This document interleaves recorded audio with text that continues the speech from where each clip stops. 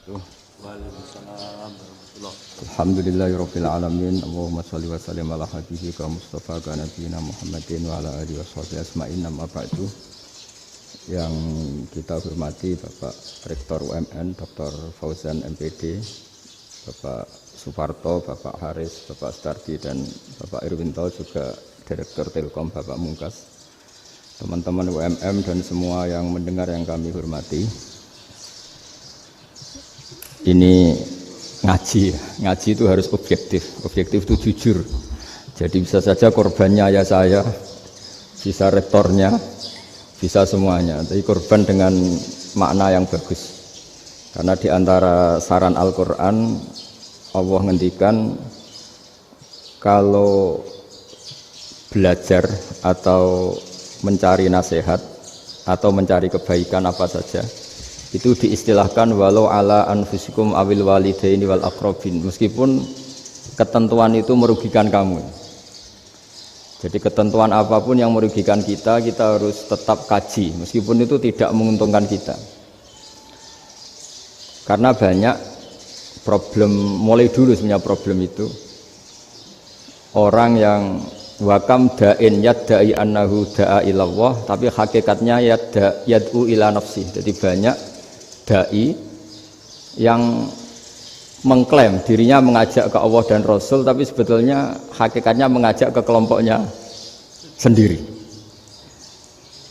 Saya ini termasuk kiai yang masih orisinil. Artinya orisinil gini, suatu saat atau kapan saja saya kok sudah tidak laku jadi kiai, asal Islam jalan tetap senang. Karena nggak penting yang populer saya apa enggak, itu tidak penting, yang penting agama ini tetap jalan. Sama, negara ini harus jalan siapapun presidennya. Ya, ini penting saya utarakan karena perbedaan antara nafsu dan komitmen beragama itu tipis sekali. Sehingga dulu pernah ada cerita, ini bukti keadilan Rasulullah SAW. Pernah suatu saat Nabi itu ngaji, yang ngaji seperti ini. Terus ada pemuda dengan cueknya ngelewati masjid yang sedang dipakai Nabi ngaji. Singkat cerita semuanya ngomel ya, bergumam. Celaka betul pemuda itu, ada Nabi ngaji kok tidak ikut ya.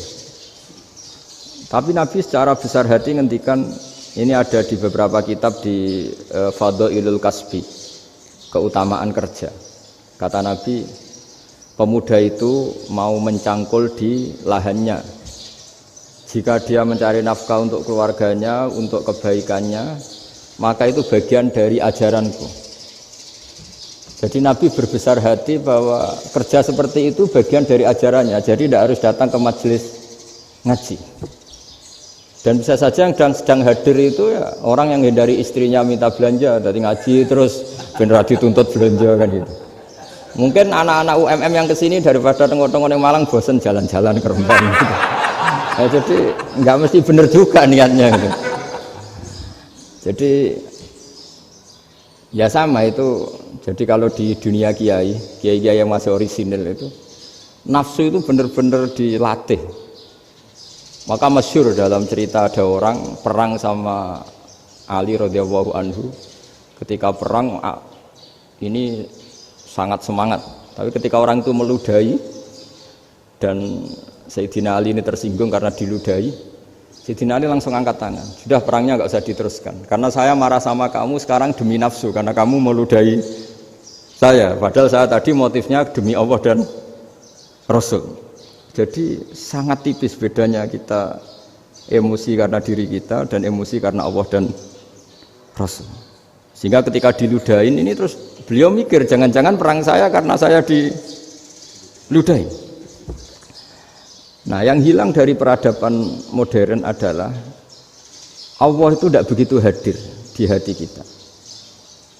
Saya sering cerita di mana-mana, teks hadis itu sebenarnya berbunyi gini, ini hadis sahih.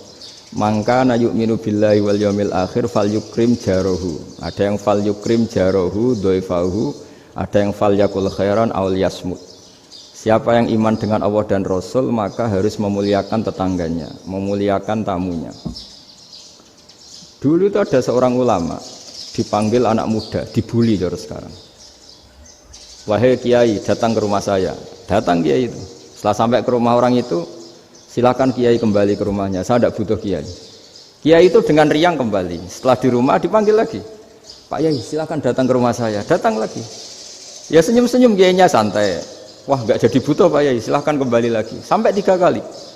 Oh itu kalau rektor digitukan marah itu. Dosen marah. Kiainya santai. Santai, senyum-senyum, rileks. Ketika ditanya, kenapa Pak Yai tidak tersinggung? Jawabannya unik. Anak muda, saya ini senang sekali nuruti perintah Allah, disuruh menghormati tetangga. Sehingga ketika Anda manggil, ya saya datang. Ketika Anda nyuruh pulang, ya saya pulang. Saya senang sekali nyenangkan tonggo. Dan itu perintah Allah, jadi tidak ada hubungannya dengan kamu. Wah, pemudanya nangis minta dimaafin. Kalau kita kan enggak, kita ini dosen, kiai, mungkin kita doktor, mungkin kita profesor. Tapi kita ini sering didikte oleh orang bodoh. Kalau orang bodoh itu jengkel, lo kita ya jengkel. Lo kamu jengkel, dijengkelkan orang bodoh itu namanya terdikte. Itu bodoh apa pinter? Oh itu tidak pinter sama sekali. Kalau betul-betul kamu pinter, hanya bisa didikte oleh Allah Subhanahu wa Ta'ala. Jadi antara hukum Allah apa? Wa ahsin man asa'a ilaika, berbuatlah baik sama orang yang berbuat buruk sama Anda. Itu dikteannya Allah. Kalau dikteannya orang-orang bodoh kayak dimangkel ben mangkel, terus kamu mangkel. Itu bodoh apa pinter? Nah, problem kita kekinian adalah wong pinter, wong bodoh itu podo-podo bisa didikte oleh sekelilingnya. Terus karuan wataknya perempuan seperti itu, wataknya anak-anak seperti itu, kita didikte. Anak-anak jengkelin kita mangkel, berarti kita didikte oleh orang bodoh. Makanya agama itu unik, kadang ngendikan wa ahsin man asa'a ilaika, kadang wasil man qata'aka, sambunglah orang yang memutus kamu. Karena dengan demikian kita hanya didikte oleh Allah Subhanahu wa Ta'ala, bukan didikte oleh hukum sosial. Cara Jawane nak ngapiki tangga sing apik akeh tunggale. Berbuat baik sama yang berbuat baik pada kita itu, mbok orang fasik ya seperti itu, maling ya seperti itu, sama. Tapi kalau berbuat baik sama orang yang berbuat jelek sama kamu itu baru luar biasa. Dan memang teksnya hadis wa ahsin man asa'a ilaika, berbuat baiklah sama orang berbuat buruk sama kamu. Jadi nggak boleh orang didikte.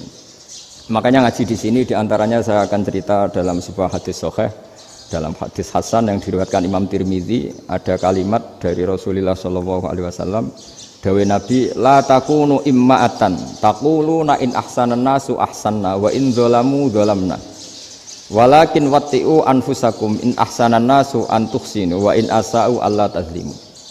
Kamu jangan jadi orang yang mudah diombang-ambingkan oleh orang sekeliling kamu, yaitu kamu mengatakan jika orang baik ke saya akan baik, jika orang buruk ke saya juga akan membalas buruk.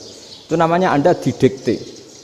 Tapi berkomitmenlah kamu akan berbuat baik meskipun orang lain berbuat buruk. Nah sekarang logika sosialnya begini. Kalau di Indonesia itu ada 1000 kiai, ada 1000 profesor yang ingin membenahi Indonesia. Rata-rata orang awam itu semau gue. Terus mereka mendikte kita. Perilakunya agak simpatik, perilakunya jengkelin. Terus 1000 profesor ini ikut jengkel. Itu kira-kira jadi solusi apa goblok bareng? Sama 1000 kiai ini ikut jengkel, ini jadi solusi apa goblok bareng? Goblok bareng. Nah problem sekarang kita ini biasa didikte orang bodoh. Nah makanya ciri khas orang muslim itu kata Nabi, mangkana yu'minu billahi wal yaumil akhir. Jadi baik tetangga karena perintahnya Allah dan Rasul. Pentingnya apa? Bedanya karena berbuat baik ini perintahnya Allah, mbok tonggo apik lah kita tetap apik karena perintahnya Allah dan Rasul. Begitu juga dengan hubungan dengan istri, dengan anak. Bojomu lagi cerewet lah ya tetap apik. Karena dengan cara itu kita hanya tunduk kepada Allah dan Rasul. Tapi kalau kamu, istri saya kalau baik ya saya baik, kalau enggak ya enggak. Berarti Anda didikte oleh perilakunya dia. Itu latihan, ya kalau dalam bahasa pondok, latihan jadi wali itu yang paling berat itu. Nabi itu kalau sama orang munafik itu sabarnya Masya Allah. Padahal Nabi berso kalau orang itu orang munafik. Karena dengan cara seperti itu, bahwa kebaikan Nabi pada seseorang itu atas perintahnya Allah dan Rasul, bukan atas nama servis. Kalau Nabi hanya baik kepada Abu Bakar, itu mungkin orang bilang, wis adune wong Abu Bakar baik sama Nabi. Tapi kalau Nabi baik sama orang munafik, Abdullah bin Ubay bin Salul, itu kalau nggak perintahnya Allah dan Rasul itu nggak bisa. Nah, ini cobalah berlatih seperti itu sehingga kita tidak mudah didikte. Ya saya ulang lagi, nggak mudah apa? Didikte. Maka di antara kebaikan Allah dan Rasul adalah bahkan orang dolim saja diberi jatah rahmat. Makanya tadi seperti mukadimah yang dibaca Pak Haris tadi, agama ini rahmatan lil alamin. Orang yang dolim saja dapat jatah apa? Rahmat, apalagi yang soleh. Nah kemudian yang perlu dicatat, kenapa kita menjadi enjoy dengan Islam? Islam itu adalah agama yang tidak didikte oleh materi. Jadi kalau Anda ingin makan enak, mungkin kalau pikiran kebanyakan orang, anak-anak muda yang milenial, yang gaul, ingin makan enak ya makan yang disukai. Misalnya sate atau bakso Malang atau apa. Kalau orang-orang yang jadi wali gak gitu cara berpikir. Ini yang masih orisinil. Ditanya, ini dunia baru kesulitan makanan, baru resesi. Cara makan enak gimana? Jawabannya lucu. Ya gampang, idamuhu alju. Idam itu lauk. Kalau kamu ingin makan lauknya paling enak apa? Alju. Kamu harus lapar banget. Sampai kalau puasa itu melihat tempe itu wah luar biasa. Tapi kalau kamu nggak puasa, air putih itu nggak menantang. Tapi kalau puasa, tempe air putih itu menarik dan Anda tetap lahap. Apa? Karena lauk terbaik adalah alju, yaitu lapar. Lah tapi kita ini enggak. Kita ini kayak orang bodoh. Kayak orang bodoh tadi, profesornya makan nyaman ya kalau sesuai selera. Nah itu kan sama dengan anak-anak ABG. Anak ABG itu makan lahap ya kalau yang disukai. Lalu bedanya apa ABG sama profesor? Kalau cara berpikir masih sama kan itu. Kiainya juga gitu. Kiai makan enak kalau yang disukai, kalau enggak ada. Lalu bedanya apa kiai sama orang awam? Orang awam juga gitu, makan lahap ya kalau yang disukai. Nah ternyata perilaku kita ini yang pintar sama yang bodoh sama Mas. Kalau kamu ingin berkasta lebih baik, itu cara makan enak itu apa? Idamuhu al-ju'. Lauk terbaik adalah karena kita sangat lapar. Makanya masyhur dalam cerita-cerita tarikh sirah nabawiyah. Nabi diberi hadiah, beberapa hadiah. Di antaranya ada yang diterima, ada yang enggak. Termasuk yang dikembalikan itu dokter. Ada seorang raja memberi hadiah Nabi dokter Tobit. Itu sama Nabi dikembalikan karena dokter ini sudah lama kumpul Nabi itu gak pernah sakit. Akhirnya dokter ini putus asa, ini gak perlu diobatin. Ketika ditanya kenapa ya Rasulullah engkau gak pernah sakit, karena kita ini kaum, kita ini komunitas masyarakat yang tidak akan makan kecuali lapar, dan kalau sudah makan berhenti sebelum kenyang. Jadi sederhana sekali pengobatan zaman Nabi. Sebagian besar penyakit itu pasti disebabkan kita ceroboh dalam hal makan. Sudah ngerti kalau durian masalah, kalau makan durian enggak kehitung gitu. Apalagi kalau gratisan itu tambah banyak gitu. Pola tidur juga gitu kata Nabi, dan kita tidak tidur kalau tidak sangat ngantuk. Nah, itu namanya orang-orang soleh yang sudah tidak didikte materi. Kalau yang didikte materi kan bisa tidur nyenyak kalau kasurnya enak, AC gini-gini.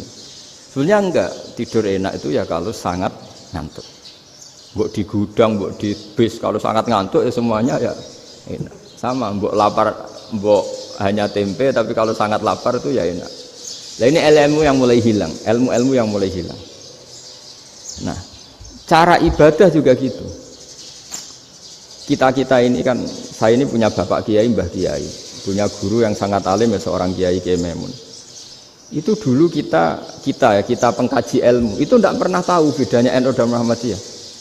Karena dulu Mbah Darwis itu Kiai Dahlan itu dulu ngajinya bersama Mbah Hasyim ketika di Indonesia yang ngaji Mbah Soleh Darat. Mbah Soleh Darat itu dulu ngajinya sama buyut saya ke-6 namanya Mbah Soleh Asnawi di Kudus. Mbah Soleh Darat itu dulu alim-alimnya orang Jawa ya Mbah Soleh Darat. Soleh bin Umar, tempatnya di Semarang, tapi beliau itu sebenarnya orang Jepara yang dekat Kudus. Setelah di Mekah, Mbah Hasyim ini mondoknya, mulazimnya ke Syekh Mahfud Termas, tapi sesekali ke Syekh Khotib Minangkabau. Nah yang Mbah Ahmad Dahlan lebih sering ke Syekh Khotib Minangkabau, sesekali ke Mbah Mahfud.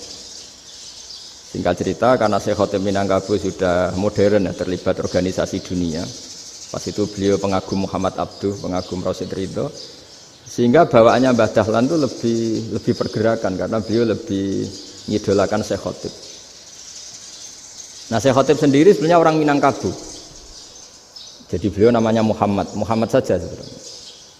Jadi menantunya orang Arab. Oh itu dicibir mertuanya ini karena punya mantu orang Jawa, orang ndak Arab. Singkat cerita terus si mertuanya bilang gini, kamu jangan pernah bilang kalau orang Arab itu mansa kanal Arab, orang yang bertempat di Arab. Walakin mantakallama bi arabiyyin fasihin, tapi orang bisa ngomong Arab secara fasih. Singkat cerita kalau kamu tidak percaya, nanti suatu saat menantu saya kalau Jumatan, tidak usah kamu kasih tahu, langsung suruh jadi khotib. Nggak usah kamu kasih tahu, sarannya nggak usah kamu kasih tahu. Kalau sekarang kan enggak. Kalau dosen mau jadi khotib kan mengumpulkan materi dulu. Lucunya di antara materinya itu dari TV, makanya jadi ribet kan khutbah sekarang. Kalau musim corona ya akan ngomong corona, musim apa yang ngomong apa. Jadi lagi-lagi didikte oleh media. Sebenarnya kalau ngomong kan sesuai kebutuhan umat, ini obatnya apa? Tapi enggak sesuai trending topik, itu kan kayak anak-anak gaul. Ini dokter kok gitu kan aneh. Singkat cerita si khotib ini enggak dikasih tahu, saya Muhammad tadi enggak dikasih tahu, langsung disuruh khutbah. Fatakallama bikalamin fasihin. Dia ngomong fasih sekali. Bahkan ngalah-ngalahi fasihnya orang Arab asli. Semenjak itu beliau dapat gelar Al-Khotib, orang yang cakap berpidato berkhutbah. Makanya terus dia Khotib Al-Minangkabau.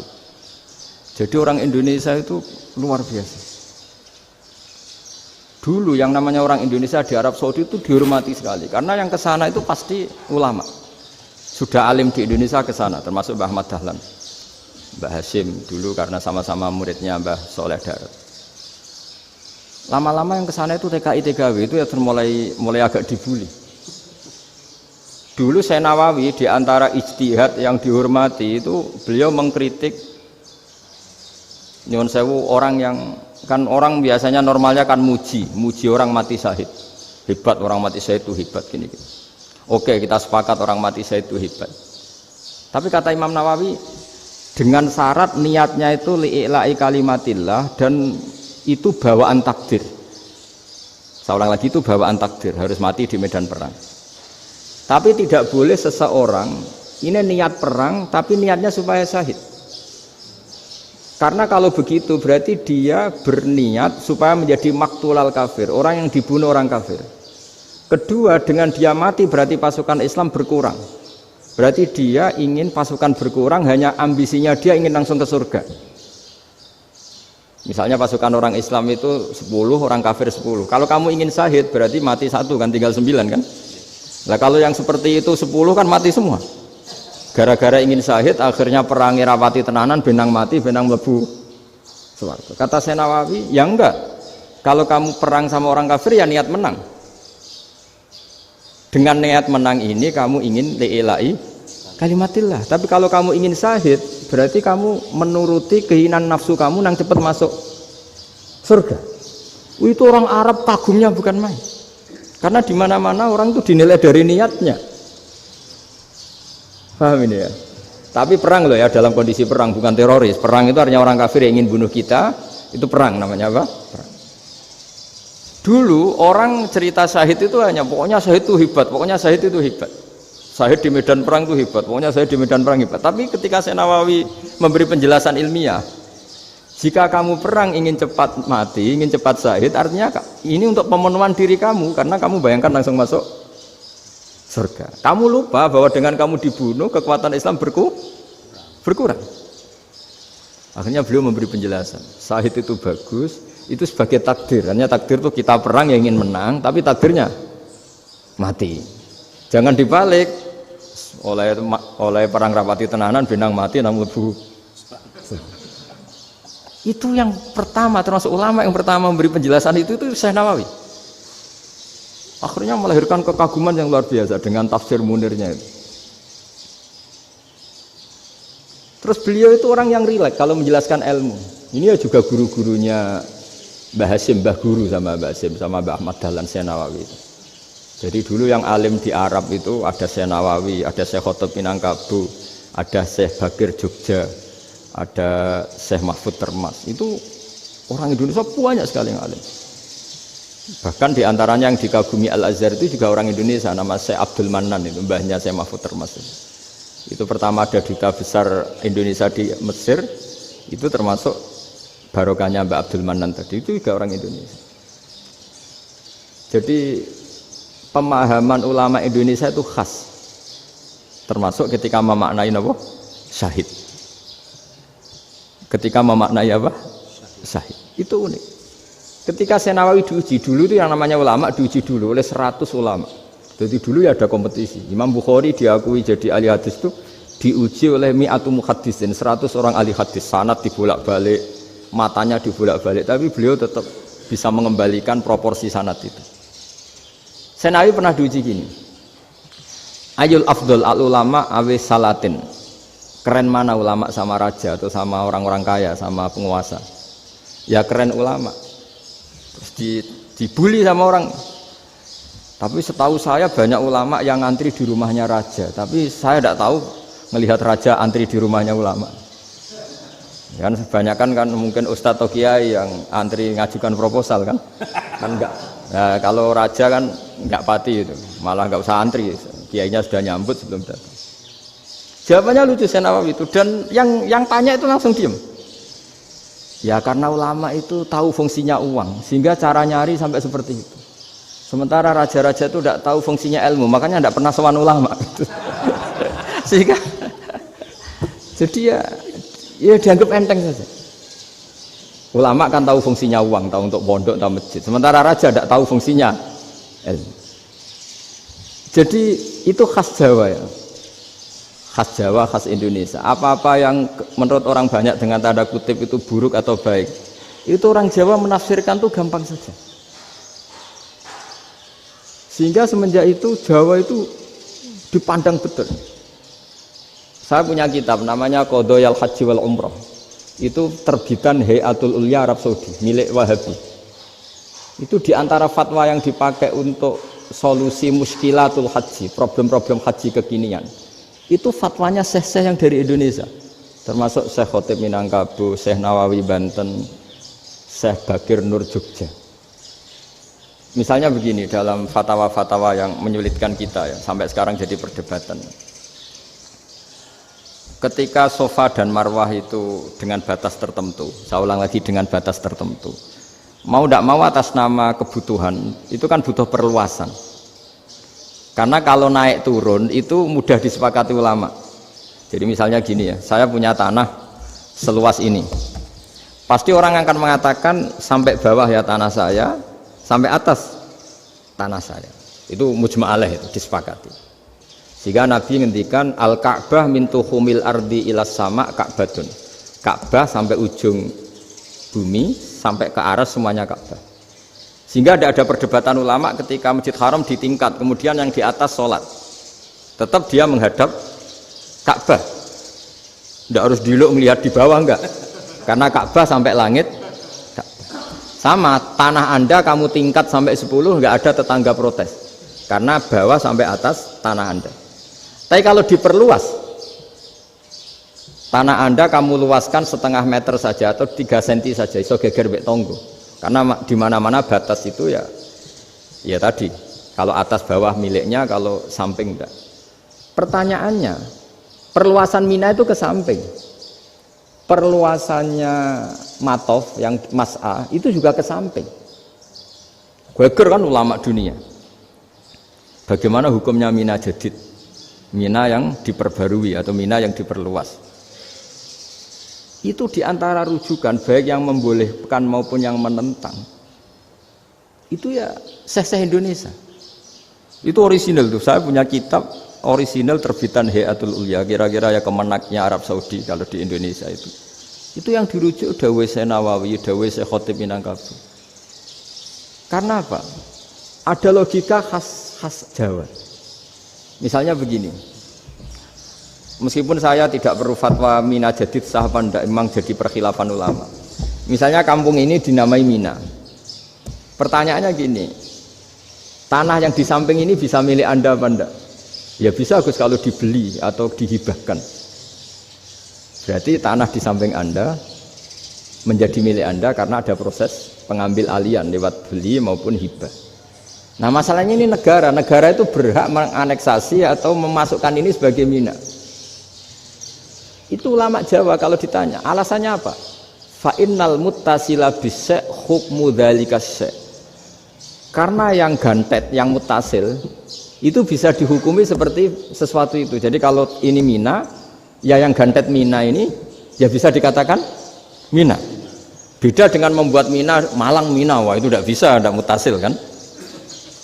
Itu enteng sekali ulama Jawa. Satu ya tentu karena kebutuhan, tapi asal masih al-muttasilu bihi, yang masih tanah yang masih mutasil dengan. Nah, ketika perluasan mas'ah antara sofa dan marwah kan misalnya ini batas luasnya sofa, ini batas luasnya marwah. Lalu atas nama kebutuhan, sofa marwah itu sampai sini. Sampai agak meluas ke sini. Itu geger Arab Saudi. Wah, ini gimana? Padahal tawaf itu harus antara gunung Sofa dan gunung Marwah. Sa'i itu ya. Tapi kalau istilah Quran memang tawaf sama-sama. Makanya apa? Inna Sofa al-Marwata min sya'airillah faman hajjal baita wa i'tamara fala junaha alaihi ayyat tawafa bima. Jadi kalau istilah sa'i di Quran itu masih tawaf. Karena harus ada, kalau bisa lah, bukan harus. Kalau bisa memang harus ada unsur muternya. Kita kalau sa'i kan dari sini Sofa sampai sini Marwah. Terus kan agak muter ke sini. Nah, kan agak membentuk lingkar, makanya Quran tetap mengistilahkan apa? Tawaf. Jadi bukan sini ke sini terus sini ke sini kan enggak, tapi sini sampai sini terus muter kan, terus sini. Jadi antara setar dan selama ini prakteknya kan gitu ya. Sofa ngambil sini, terus ke sini, terus agak muter. Nah, karena ada unsur agak muter ini terus orang menyebut apa? Tawaf. Tapi itu bukan syarat sah, ini cerita ideal. Saya ulang lagi ya. Gunung Sofa itu puncaknya atau pucuknya kalau dalam bahasa Jawa itu ya hanya segini, ini sampai sini. Nah, kelompok Islam yang fikih keras nggak boleh diperluas karena Allah memilih tempat ini itu spesial, jadi nggak boleh ke yang lain. Tapi ketika kebutuhan mendesak, mau tidak mau harus diperluas. Itu jawabnya Kiai Jawa lucu.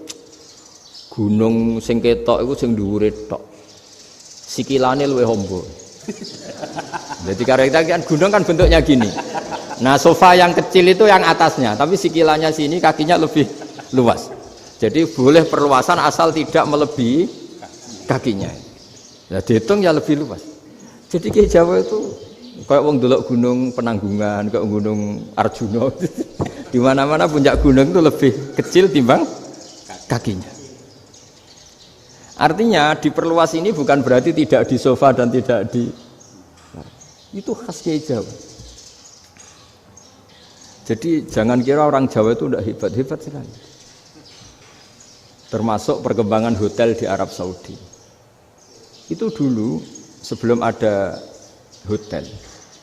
Buyut saya kelima atau keenam dulu haji, namanya Badur Rahman. Itu kalau mau ingin apa ya, menghindari terik matahari itu masuk gua.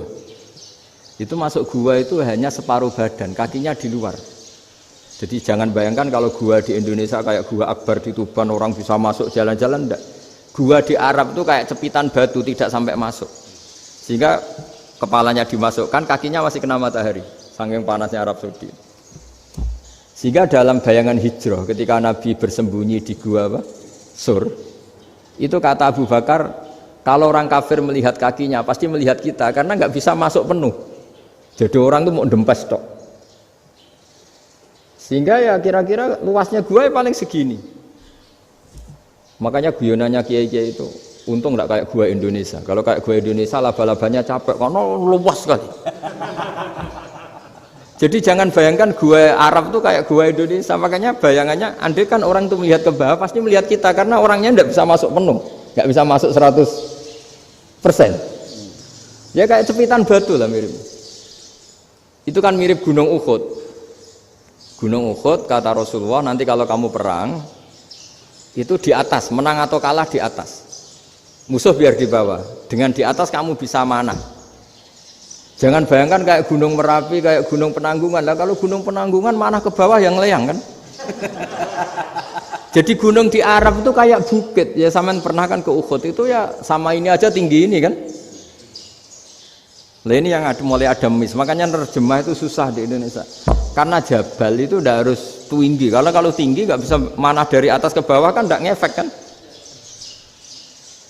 Sampean kalau ke Uhud gunungnya kan pendek sekali sehingga yang mana dari atas ke bawah ya kalau kena musuh ya celaka karena memang dekat. Ya kalau gunung Indonesia mana dari atas ke bawah yang ngelayang nggak ngefek. Nah itu susahnya nerjemah bahasa Arab ke kita. Jadi apa ya? Transkrip itu nggak gampang karena ada pengertian yang beda. Kita kalau bilang gunung itu tinggi sekali.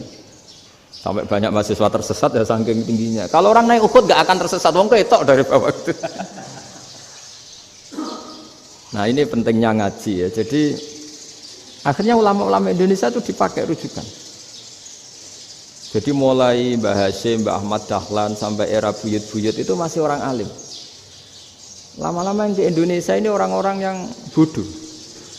Sehingga orang Jawa kalau ke sana dibully, ya Jawa tak kulul khaya. Orang Jawa itu penggaweannya itu makan ular. Karena belut itu kalau di kamus itu persis ular. Dulu itu kan kamus tidak full color. Gara-gara gak full color, gambar belut sama ular itu sama. Belut itu belut sama ular kalau gak full color gambarnya sama apa enggak? Sama.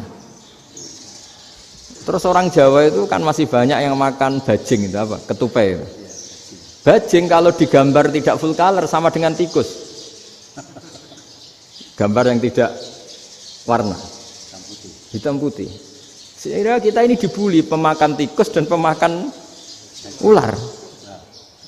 Karena belut itu persis ular kalau digambar yang tidak full color. Sampai datang Syekhona Khalil, datang ulama. Ngarang kitab ya judulnya Al-Belut. Karena enggak terima bangsanya dinyek makan apa?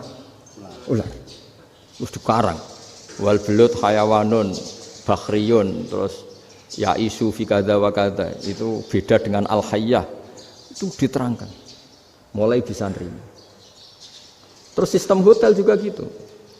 Sampeyan tanyakan dalam sejarah dulu orang Sedayu ada namanya Syekh Mukhtar. Syekh Mukhtar bukan bikin rumah besar yang siapapun orang Indonesia haji itu nempat di sana. Nah ini yang menginspirasi akhirnya ada hotel. Dulu Syekh Mukhtar hanya menyediakan untuk hujat-hujat Indonesia. Lama-lama jadi hotel. Ndak mau saya mau cerita. Kata Mbah Mun sering cerita. Kenapa wa ma arsalnaka illa rahmatan lil alamin, kata Mbah Mun, Allah itu pasti bikin ulama yang tidak produk Arab itu pasti ada. Kalau orang Arab jadi ulama wajar, bahasanya Arab, domisilinya di Arab. Tapi Allah akan selalu bikin ulama yang tidak bangsa Arab. Imam Ghazali itu Tus itu Persia. Imam Bukhari itu kira-kira kalau sekarang ikut Uzbek. Ya. Imam Bukhari itu kalau negara sekarang ikut mana? Uzbek. Kenapa demikian kata Mbah Mun? Karena Allah sudah ngendikan wa ma arsalnaka illa kafatal linnas. Manusia semua ini kena khitabnya Islam. Kalau tidak ada ulama yang dari berbagai negara, kesannya Islam itu hanya milik orang Arab Saudi. Makanya Allah selalu bikin ulama-ulama yang bahkan tidak Arab. Termasuk Imamul Muhaddisin, yaitu Imam Bukhari, itu orang Uzbek, orang Rusia lah kalau sekarang ikut Uni Soviet dulu. Imam Ghazali itu orang Persia. Syekh Nawawi itu orang Banten. Karena Allah ingin memaklumatkan bahwa Islam ini untuk semua. Sehingga orang yang tidak Arab pun bisa belajar Islam. Yang alimnya itu nggak kalah sama orang apa? Arab. Makanya ini PR ya. Kalau Gus Dah Ploso nanti ngendikan suatu saat orang belajar Islam itu bahkan orang Arab pun bisa belajar ke Indonesia. Kalau orang Indonesia bisa alim betul kayak dulu. Sekarang banyak liga antar ulama. Itu orang Indonesia pasti masuk. Ulama-ulama top dunia. Itu pasti orang Indonesia banyak yang masuk. Karena tadi, ketika orang Indonesia baca kitab, itu orang Arab itu kagum. Kok bisa ada bahasanya baca secara benar? Bukan sekedar bisa baca secara benar. Karena memang dilatih sedemikian rupa di pondok-pondok. Makanya kita semua lah, yang alim di Indonesia itu kemana-mana ya pasti alim. Dulu putra Mbah Mun namanya Gus Zofur itu tahun pertama ya sudah the best di tahun pertama. Kalau tahun pertama the best-nya ilmunya bawaan dari sarang, dari keluarganya. Gus Najih mondok di Said Muhammad tahun pertama sudah dipuji sebagai yang teralim karena ya sanggup. Kalau dipujinya tahun ketiga, tahun keempat kan mungkin dapat dari sana. Ini tahun pertama. Saya ulang lagi tahun pertama. Karena pengajaran di Indonesia itu luar biasa di pondok-pondok ini. Makanya kalau dalam anekdot pondok itu cerita-cerita lucu itu. Ada orang Jakarta ngaji, setelah di kelas itu pelengahan terus. Melihat jendela, lihat pintu terus. Lama-lama gurunya marah. Kamu diajarin kok enggak punya sopan, melihat pintu terus enggak memperhatikan guru. Anak Betawinya jawabnya lucu. Habis Pak Guru bohong. Kenapa ya? Kamu Pak Guru bilang Ja'a Zaidun, Zaid datang. Tak lihat enggak ada yang datang. Setelah itu contoh nasab kan ro'a itu Zaidan. Saya melihat Zaid, saya enggak melihat Zaid. Contoh ketiga yang jar kan maror tu Zaidin. Saya berjalan ketemu Zaid. Pak Guru diam di situ enggak jalan-jalan. Jadi saking detailnya Indonesia dia cari. Kalau rofa Ja'a Zaidun, kalau nasab ro'a itu Zaidan, kalau jar marortu bizaidin. Nah si murid Betawi ini karena pertama sekolah, ngiranya gurunya itu cerita Zaid datang, makanya dia ngelihat pintu terus. Mana katanya datang kok enggak datang-datang. Nah dengan latihan seperti itu, kemungkinan orang Indonesia salah itu kecil karena memang dilatih betul. Saya ulang lagi karena memang dilatih betul. Sehingga ketika orang Indonesia ini yang cerita seorang wartawan. Ini kisah nyata. Kalau ini tidak anekdot, kisah nyata. Ada wartawan internasional ngeliput Ramlah. Ramlah itu di Gaza, di Palestina. Wartawan Indonesia ini hanya bisa bahasa Inggris.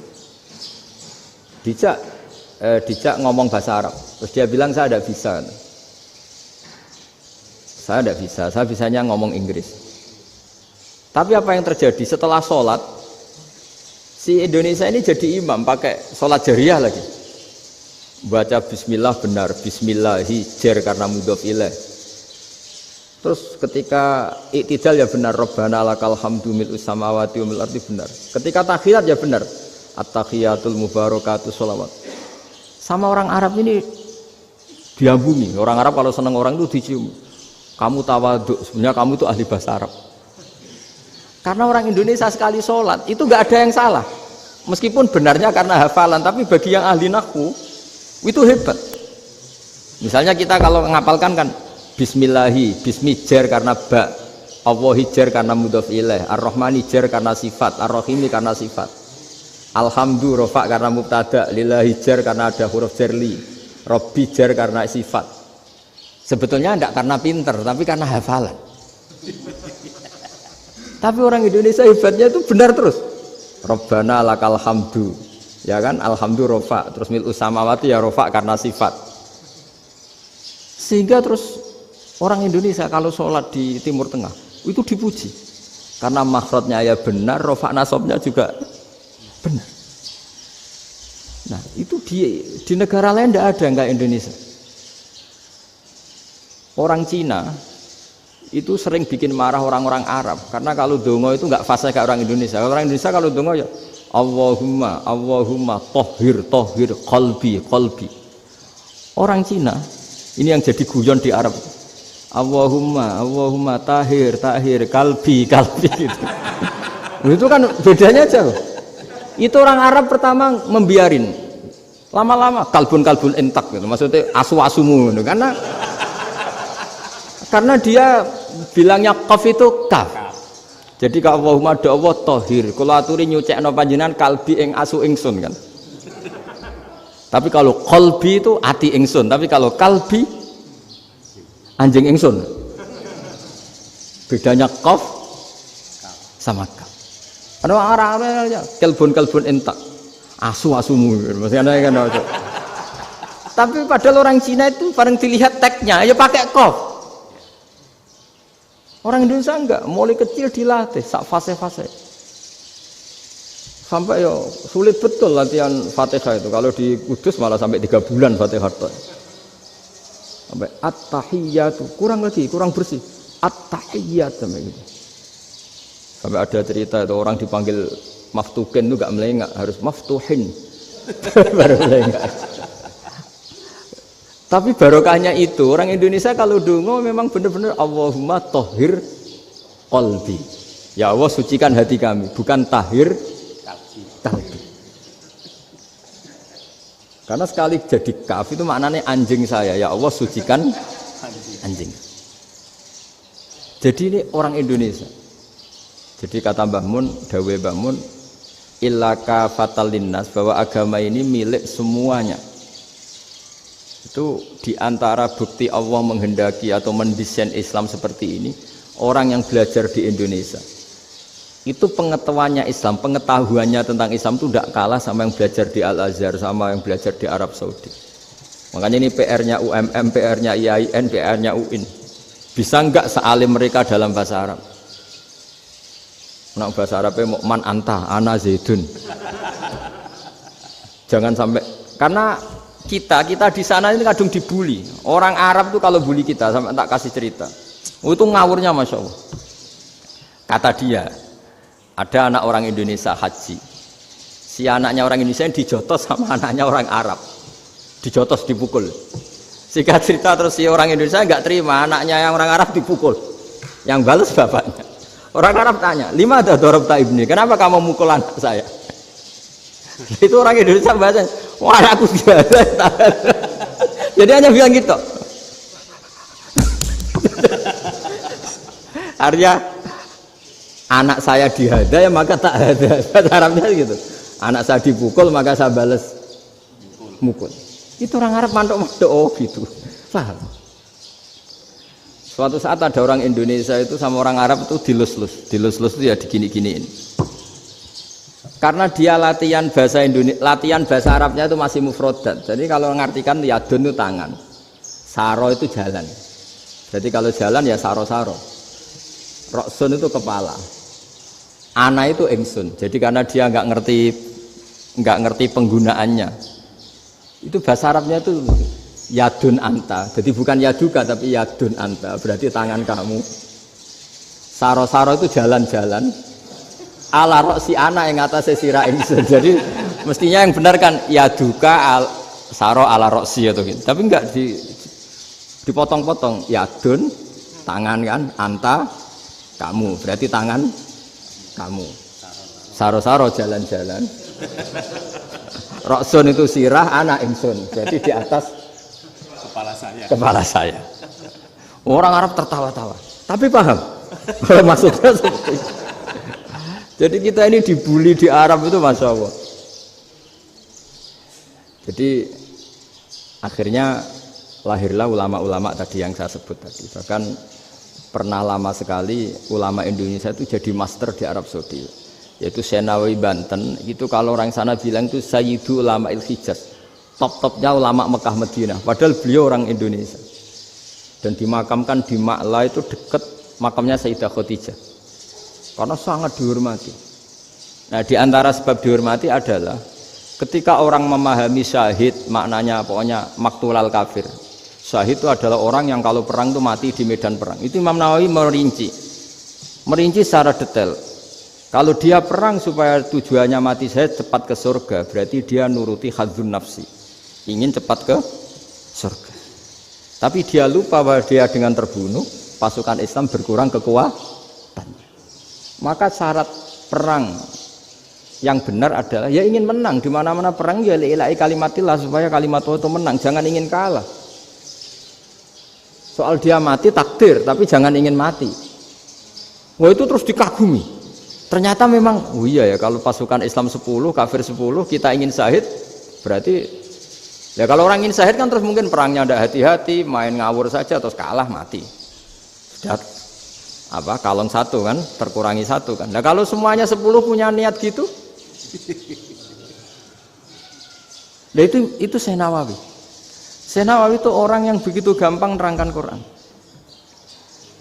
Bahkan ketika orang Arab kesulitan ngartikan famasaluhu kamasalil kalbi intahmil alaihi yalhas atau tatrukhu yalhas.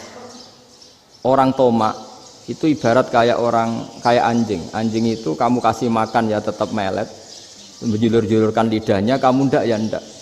Imam Nawawi ditanya, "Ma wajhu sibbi?" Lalu wajah tasbihnya di mana? Beliau menjawab, "Fit Tomak." Jadi anjing punya dua sifat yang berlawanan. Di bab ilmu dipuji. Enggak ada hewan yang mudah menerima ilmu kayak apa? Anjing. Sehingga Quran mengistilahkan wa ma 'allamtum minal jawarihi mukallibin. Hewan yang mudah diajari itu oleh Quran dibahasakan sudah menganjing. Karena anjing adalah hewan yang paling mudah apa? Diajarin. Itu diakui oleh Quran wa ma 'allamtum minal jawarihi mukallibin. Tapi dia punya sifat yang sangat buruk sekali, yaitu enggak pernah puas. Makanya ketika Bal'am bin Ba'ura, ada tokoh yang kedonyan ya, itu kalau diistilahkan Quran walakinnahu akhlada ilal ardi wattaba'a hawa famasaluhu kamatsalil kalbi intahmil aliyal has atau tatrukhu yalhas. Jadi anjing punya dua sifat yang berlawanan. Di bab ilmu dipuji karena paling mudah diajarin. Itu saya pernah ke Malaysia, diceritain sama polisi Malaysia. Anjing itu saking cerdasnya itu bisa deteksi CD palsu sama CD bajakan, asli sama bajakan. Itu kan enggak kebayang. Kalau narkoba mungkin masih ada bau khusus ya. Atau mesiu atau bom masih ada bau khusus. Ini enggak. Anjing itu dilatih ngecek CD yang asli sama yang palsu. Wah itu kebablas itu pinternya itu. Itu harganya itu 1 miliar lebih. Paling mahal. Jadi mungkin bisa deteksi ini dosen betul apa abal-abal itu bisa. Itu kiai betul apa kiai pesanan itu mungkin bisa. Itu saya punya kitab namanya Al-Hayawanul Kubro. Itu cerita prestasi-prestasi hewan. Itu yang berkuras-kuras sampai berjilid-jilid. Itu ya cerita anjing. Tidak ada hewan sebaik anjing. Di bab itu ya, di bab sampai ya tadi ada anjing yang sangat loyal sama majikannya. Loyalnya Masya Allah, sopannya Masya Allah. Anjing itu mbok lama berbakti sama sampean, nggak mau tidur di ruang tidurnya sampean, dia tetap tidur di luar. Corong Jawa nggak ngelama. Suatu saat si raja ini minum, wisata minum. Pas mau minum diterjang sama anjingnya sampai tumpah. Kecewanya raja ini itu karena selama ini anjingnya sopan sekali. Sekedar ganggu di ruangannya nggak pernah, malah ini mau minum, minuman yang disukai diterjang anjingnya tumpah. Marah kan anjingnya di mana? Ternyata apa? Minuman itu anjing ini tahu kalau minuman itu beracun, diracuni oleh musuhnya. Itu saking hebatnya anjing sampai ketika ngawal rajanya itu tidak sekedar ada penjahat atau maling. Bahkan trik-trik kayak minumannya diracun oleh orang lain itu anjingnya tahu. Sehingga pas mau diminum diterjang sampai terus supaya enggak keminum. Makanya Quran istilahkan anjing itu apa? Wa ma 'allamtum minal jawarihi mukallibin. Hewan piaraan yang kamu ajarin nanti sampai sepinter anjing. Makanya Ashabul Kahfi itu ketika ngajak anjing tadi, beliau tidur, anjing itu tidurnya bil wasit, wakal buhum basitun zira'aihi bil wasit. Jadi dia tidur dalam posisi siaga. Loh coba anjing itu nggak pernah sekolah, karena dia posisi menjaga, tidurnya itu kayak siaga gini. Bukan ngorok semadep ke atas terlentang, itu enggak. Andai kan dia tidur terlentang itu kan yang mau mengganggu kan, wah asune turu itu enggak. Dia tidur posisi siaga, makanya disebut lawit tolak ta'alaihim lawalaita minhum firaron. Kalau kamu melihat anjing itu pasti lari karena dia posisi siap merekam. Jadi tidur tapi posisi siap merekam. Jadi matanya tetap terbelalak kayak siaga. Padahal itu enggak diperintah, ya dia memang punya nalar untuk itu. Ini disebut wa ma 'allamtum minal jawarihi mukallibin. Dan dalam teori modern juga gitu. Tapi dalam hukum Islam yang dianut mazhab Syafi'i itu anjing tetap najis. Ya sudah najis ya najis, tapi ada mazhab lain yang mengatakan tidak najis. Tapi tidak usah ngurmat anjing, geger nanti kalau rektor kampus punya anjing. Tapi ilmu itu bagus untuk kelangenan kadang. Andai kan tidak ada mazhab Malik, maka kita kesulitan menceritakan Ashabul Kahfi yang hewan piaraannya itu anjing. Tapi misalnya anjing disucikan, Kita juga nanti susah menjelaskan hadis Nabi, malaikat itu tidak masuk rumah yang di situ ada apa? Anjing. Maka ilmu itu, makanya kata Imam Sa'roni, sebagian ilmu itu memang kelangenan, tapi nggak boleh jadi praktek. Tapi harus ada. Misalnya begini, contoh paling gampang. Api dalam mazhab Syafi'i kan alat pensuci hanya dua, air dan tanah. Ya saya ulang lagi, air dan tanah, yaitu tanah untuk mensucikan najis anjing. Imam Abu Hanifah menambahkan api.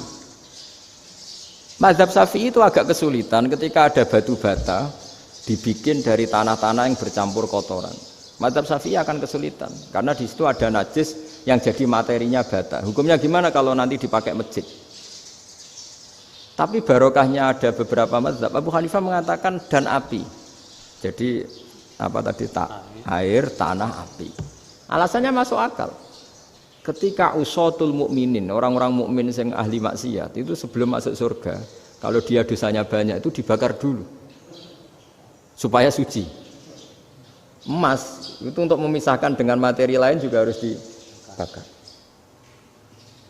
Berarti api termasuk alat. Artinya gini, batu bata yang materinya dari tadi najis sekalipun ini menjadi suci karena ngalami pembakaran. Tapi kata Imam Sa'roni, ilmu ini hanya sebagai ilmu. Jangan sampai kalau kamu mau wudhu gak ada air terus membakar diri lah, ini ribet kan. Jadi ilmu itu sebagian memang untuk kelangenan. Karena kita butuh. Andai kan tidak ada mazhab Abu Hanifah, maka kita akan kesulitan pakai bata. Yang kita tahu cara bikinnya kadang di tempat yang kotor, di tempat yang najis. Tapi karena ini ngalami dibakar, maka hukumnya suci menurut mazhab Abu Hanifah. Dan itu sering ulama itu sampai apa? Saya punya kitab fikih namanya Fardul Masail. Pengandaian ada masalah. Jadi masalah itu belum terjadi tapi diandaikan. Misalnya kayak di Texas. Bumi itu bulat-bulat. Texas itu kalau dibor itu pas Ka'bah. Lalu kiblatnya di mana? Bumi ini kan hanya rubuk-rubuk seperempat. Yang ada arah itu seperempat. Tapi kalau Ka'bah itu sama Texas atau Texas dengan Ka'bah itu lalu kiblatnya mana? Wong sudah bebas arah. Maka ilmu mengatakan mara'ahu muslimuna hasanan fawa indahu hasanun. Kamu jangan nuruti ilmu hakikat tapi nuruti mindset. Kalau mainstreamnya orang banyak seperti itu, mindsetnya orang sana misalnya Ka'bah sana ya ikut sana. Tapi ini tidak mewakili hakikat karena kalau yang 380 derajat itu kan terus ribet. Makanya ini kesulitan di bab-bab fikih. Ya saya ulang lagi, kesulitan di bab-bab fikih.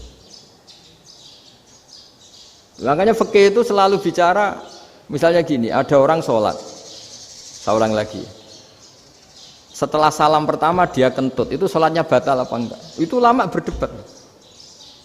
Yang dikatakan rukun sholat itu salam pertama. Sehingga orang kalau sudah salam pertama, maka sudah keluar dari sholat. Maka kalau kentut gak apa-apa, wong yang keluar dari sholat itu salam pertama. Tapi lalu pertanyaannya, kenapa Nabi salam 2 kali? Lalu yang kedua gunanya apa? Ribet kan, partai ini kalah pasti kalau ditanya gitu. Tapi kalau ditanya dibalik, sholat itu satu ibadah yang dimulai dengan takbir, yang diakhiri dengan salam. Berarti salam pertama itu pengakhir apa nunggu salam kedua? Pertama, di semua ulama bilang salam pertama. Kalau salam pertama sudah pengakhir, berarti pembatalan setelah itu nggak punya efek, nggak punya akibat. Itu kan ribet. Debat fikih itu memang ribet. Fikih itu memang senam otak karena pertanyaannya mirip-mirip seperti itu. Nah, sampean milih mana? Milih salam pertama apa salam kedua? Pasti ulama milih salam pertama. Jadi anehnya fikih itu di situ. Misalnya orang mati, takbir itu berapa kali? 4 kali. Andai kan takbir 5 kali itu batal apa enggak? Satu ulama mengatakan 5 kali itu batal. Karena rukunnya sholat jenazah itu takbir 4 kali. Berhubung ini rukun, kalau nambahi ke 5, berarti menambahkan rukun. Kayak kamu sholat, rukuk 2 kali kan batal. Sujud 3 kali, batal. Karena menambahkan apa? Rukun. Berarti kalau takbir 5 kali, batal. Tapi pertanyaannya, takbir itu adalah wiridan biasa, sehingga kalau ditambahkan nggak punya akibat batal. Jadi perdebatan ulama itu kadang ya lucu. Kayak kemarin Pak Haris pas pertama ke sini mau ngundang saya, tak ceritain. Dulu sholat jenazah itu pasti mayat di depan. Karena lazimnya sholat jenazah itu mayat di depan. Tapi mulai dulu lama sudah berpendapat, andai kan jenazahnya di belakang pun tetap sah. Fa innal janazah laisat bi imamin. Karena jenazah itu tidak imam. Kenapa harus di depan? Oh, tidak imam kok harus di depan. Itu mulai dulu. Sehingga ketika Arab Saudi pernah mengalami tragedi, ada orang yang dibungkus kayak mayit, ternyata senjata. Setelah di dekat Ka'bah dipakai. Dulu tragedi tahun berapa itu? Pokoknya pernah ada tragedi itu. Semenjak itu Arab Saudi kalau ada orang mati tetap di kamar mayit, terus ada sholat jenazah. Padahal mayitnya di belakang yang jamaah. Jadi meskipun kita tidak akan bikin ajaran baru jenazah di belakang, ya tidak keren, kasihan kan. Tetap biasanya di depan ya di depan. Tapi meskipun jenazah ini di depan, kita tetap berpendapat andai kan di belakang tetap sah, tapi nggak usah dipraktekkan. Nah pentingnya ilmu ini begini. Saya misalnya di Rembang, boleh nggak nyolati ghaib jenazah yang di Surabaya? Boleh kan? Padahal yang kita solati di belakang. Jadi ilmu itu penting. Cocok tidak cocok, nama ilmu itu penting. Terus ada gini lagi pertanyaan di fikih. Memang saya sengaja akan ngaji fikih. Kalau ngaji intelektualitas orang Muhammadiyah juara lah. Tapi ini ngaji fikih. Ada orang sarongnya itu pas sampai lutut. Kalau berdiri lututnya tertutup, tapi nanti kalau ruko agak jengking lututnya terbuka. Itu batalnya nunggu ruko apa mulai takbir sudah batal? Padahal pasti nanti batal kalau ruko ini. Itu ada ulama yang mengatakan, ya batalnya nunggu ruko. Bagaimanapun terjadinya pembatalan waktu ruko. Ada ulama mengatakan yang enggak mulai awal sudah tidak sah itu, karena pasti ngalami batal. Nah, pertanyaan-pertanyaan seperti itu penting karena lalu Allah menilai apa? Ya nilai niatnya. Misalnya gini, kalau contoh itu mungkin Anda tidak tertarik, tapi contoh begini. Kita mau operasi jam 10 siang. Kita tahu kalau nanti 10 siang akan divonis medis harus makan karena mau berobat. Malamnya itu kalau kamu orang soleh, bayangkan kamu orang soleh. Kalau tidak orang soleh kan tidak punya komitmen. Kamu milih niat puasa, apa enggak jam 10 mesti mokak menisan raposo. Kamu orang soleh. Kalau kamu orang soleh pasti milih puasa karena ini Ramadan, meskipun nanti jam 10 pasti disuruh batal sama dokter. Setidaknya kita berpikir gini, nak mati jam itu paling enggak ditulis saya sebagai orang yang puasa. Jadi perasaannya orang soleh itu beda. Kalau orang kok sampean barang menisan raposo kok ya mesti. Sampean tidak pernah berpikir bahwa puasa mulai fajar sampai jam 10 itu luar biasa. Bisa saja kita mati jam 7, bisa saja mati jam 6. Kan ditulis Allah sebagai orang yang berkomitmen terhadap puasa. Terus ada kemungkinan kecil, udahlah jam 10 itu dokternya sakit atau nggak jadi ke sana. Berarti kamu kan nggak jadi buka. Kan ya mungkin juga. Sama yang tadi. Delalah sebelum ruko ono wong sing nyarongi sampean. Sehingga sholatnya normal. Kamu tidak menemukan pakaian yang pas, jebule pas setelah ruko, mau ruko ono wong wah sholatnya kira bener disarongi. Itu agama. Jadi agama itu dimulai dari mana coba? Dimulai dari niat, dari komitmen. Nah, sekarang kelirunya kenapa ada garis keras? Agama itu dimulai dari keinginan ideal. Itu yang mulai itu ada orang-orang garis keras. Agama ini enggak, agama ini dimulai dari niat. Sampai ada kaidah agama la yudraku kulluh la yudraku kulluh. Kalau tidak bisa ideal jangan ditinggalkan sama sekali. Tapi orang enggak, sekarang bayangkan Islam itu ideal. Pemimpinnya ya soleh, masyarakatnya soleh, enggak ada maksiat, enggak ada apa. Nan apa ilmu? Kalau secara ilmu mulai dulu ya ada orang dolim, ada orang soleh. Nabi kurang baiknya. Di angkatan itu ya ada orang munafik. Sehingga ulama itu sudah berpendapat ideal itu piye? Zaman Nabi saja ada orang apa? Munafik. Itu ilmu. Kalau nuruti kelangenan, inginnya dunia ya steril, gak ada maksiat, gak ada apa. Dan agama itu diciptakan Allah itu memang unik. Calon Nabi misalnya, Nabi Musa itu sing rumat Fir'aun. Ketika Nabi Muhammad lahir, sing ribet manitia ini Abu Lahab. Orang dosen UMF. Coba, Karena Allah ingin memaklumatkan ke kita bahwa agama ini akan hidup di kondisi apapun. Asiyah, istrinya Fir'aun itu termasuk mukminah yang dipuji Quran. Padahal dia bukan istrinya pengurus NU atau pengurus Muhammadiyah, istrinya Fir'aun. Tapi itu pelajaran bagi kita bahwa orang-orang baik itu tidak harus di lingkungan yang baik. Masjid paling makmur itu kadang di dunia mungkin, ya jangan bakas Mekah Madinah itu karuan. Mungkin di antara masjid yang makmur justru yang di Kanada, di Amerika mungkin. Karena merasa minoritas itu perpustakaannya ada, kajiannya ada. Tapi banyak masjid di daerah pesantren yang malah sepi. Karena kiainya tahu jamaah di masjid itu wajib. Itu ada daerah pesantren, saya ulang lagi ada daerah pesantren. Didikon pengajian, monggo nekani pengajian, maca selawat ning omah yo ganjaran padha wae. Ribet kan? Mau dibantah itu benar. Mau dibiarin ngerusak tatanan. Jadi saya mohon sekali ya, jadi ilmu itu diperbandingkan supaya perbedaan-perbedaan itu biasa. Dulu Imam Malik itu punya murid namanya Imam Syafi'i. Itu dalam banyak hal. Itu perbedaannya tajam sekali. Ya saya ulang lagi, dalam banyak hal itu perbedaannya tajam sekali. Misalnya begini. Ini terakhir percontohan saya fikih, nanti dikaji sendiri. Ada seorang A'rabi, Ja'a A'rabiyun. Ini di hadis sahih diulang-ulang di semua Al-Kutubus Sittah ada peristiwa ini. Ja'a A'rabiyun ila Rasulillah sallallahu alaihi wasallam faqala ya Rasulullah ahlaktu. Qala wa ma ahlakaka? Qala wa qatu imraati fi nahari Ramadan. Ya Rasulullah, saya ini orang yang rusak. Kenapa? Saya ini hubungan intim sama istri saya ketika masih siang Ramadan. Singkat cerita orang ini dihukum berat sama Nabi. Hukumannya adalah karena dia membatalkan puasa ketika dengan hubungan intim.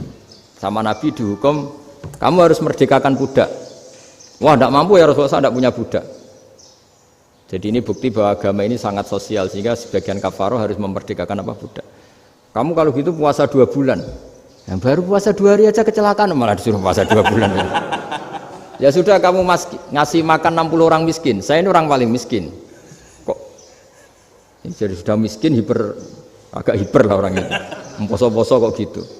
Itu kata ulama kalau orang Jawa enggak mungkin makanannya tempe mendoan, enggak mungkin itu. Di Jawa itu nggak mungkin lah ada orang batal puasa karena hubungan intim. Ada istrinya nggak cantik, cerewet, sang lanang mangane mendoan. Itu tidak mungkin, kecelakaan itu tidak mungkin.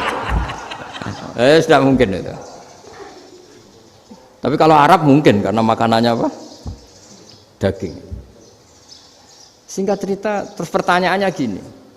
Kalau batal biasa itu kan bayarnya puasa 1 hari. Kalau batal, tapi kalau batal pakai hubungan intim, pakai jima kalau dalam bahasa fikih itu kafarohnya berat, yaitu merdekakan budak atau puasa 2 bulan berturut-turut. Pertanyaannya gini, jima istri itu boleh loh tidak zina. Seorang jima istri itu boleh loh tidak zina.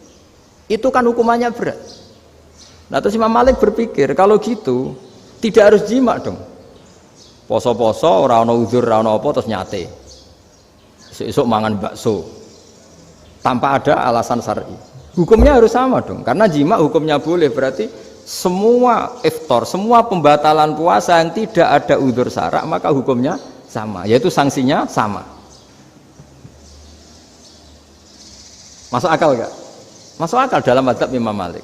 Dalam mazhab Syafi'i enggak. Mulai dulu jima itu beda.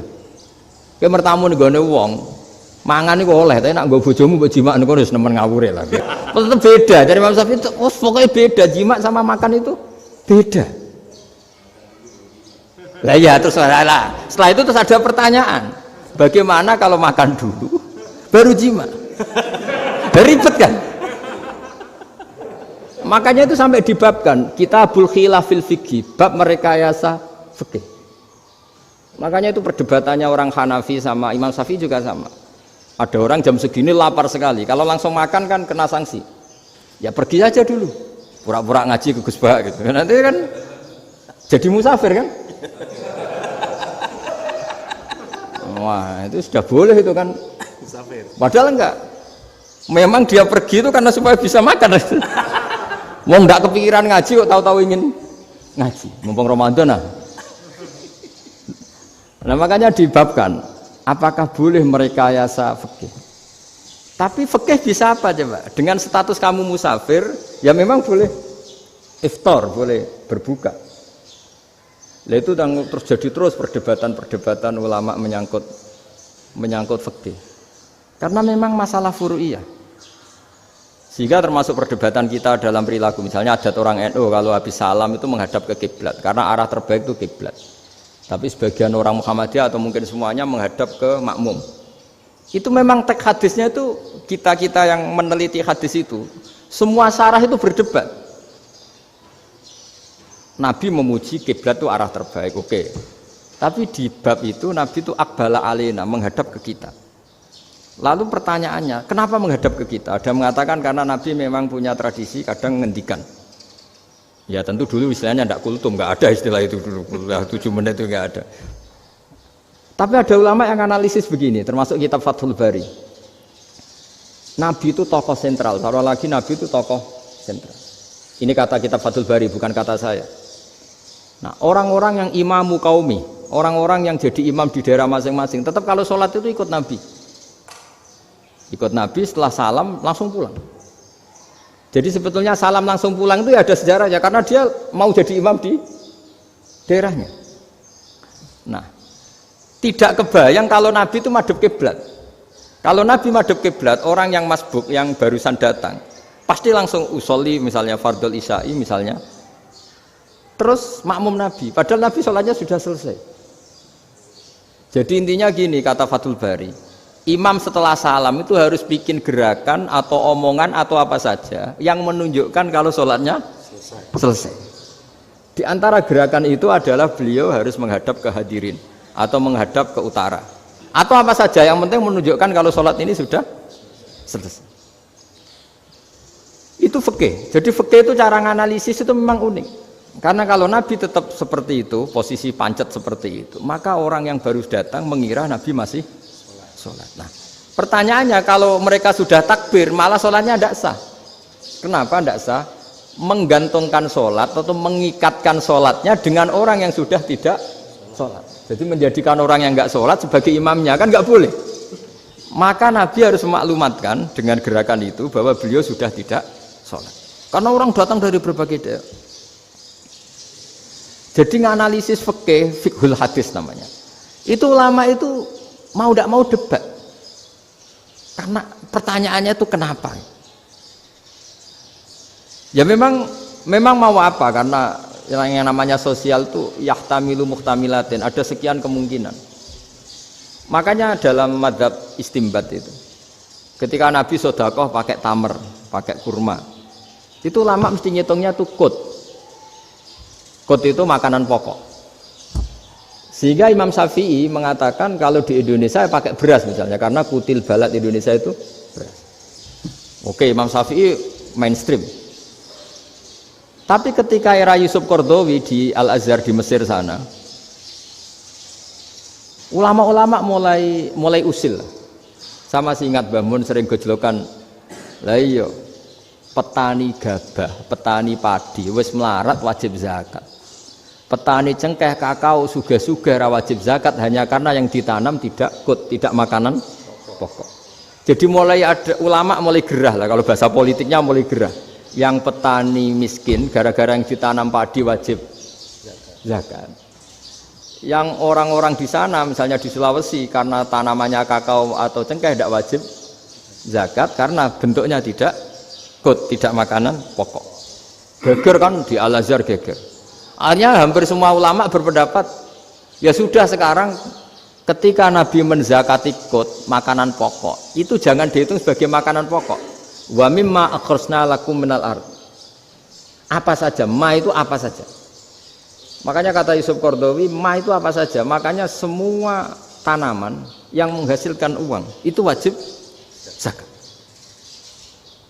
Nah, masalahnya kitab-kitab Syafi'iyah itu sudah mamlu'ah, sudah penuh dengan penjelasan misalnya fala zakata fil khadrawat, maka enggak perlu zakat untuk kayak kangkung, semangka dan sebagainya. Nah, lalu kiai-kiai angkatan modern kayak Mbah Mun itu sering dapat masukan, saya pernah dengar sendiri. Yai, Saya ini punya sawah 1 hektar, tak tanamin padi, itu nggak pernah kaya saya. Sekarang tak tanamin kangkung malah saya kaya, karena tiap 3 hari panen tak kirim ke Jakarta. Itu orang Indramayu yang tanya. Jadi tanam padi nggak pernah kaya, tanam kangkung kaya. Nah, karena dia orang soleh, kalau zakat boten. Mau diwajibkan zakat tidak makanan pokok, mau tidak wajib dia kaya. Semenjak itu perubahan di Indonesia ikut. Akhirnya ada zakat, pokoknya asal tanaman yang 1 nisab ya wajib zakat. Masih ada debat lagi. Ketika nanam ingin dipanen, itu dia petani apa pedagang? Karena nanti perdebatannya ikutnya zakat zuruk, zakat tanaman apa zakat pedagang. Kalau sampean nggak pernah debat berarti sebenarnya Anda tidak dosen Islam ini. Mau berurusan nggak pernah diskusi fikih apa Islam. Karena saya berkali-kali punya tamu itu begini, Gus saya ini pedagang melon, tapi dia penanam melon, jadi pedagang yang agak ingin badi banyak. Itu caranya gini Pak Rektor, saya misalnya pedagang melon, daripada saya kulak di pasar atau dari petani sudah mahal, nyewa tanah sekian hektar terus ditanami melon. Setelah berhasil ini dia zakatnya tanaman apa zakat pedagang? Karena dia nanam itu mentalnya sudah pedagang. Padahal nanti zakatnya beda kan? Yang 1 2,5%, yang 1 rubul usur sama nisul usur sama usur, 1/10 sama 1/20.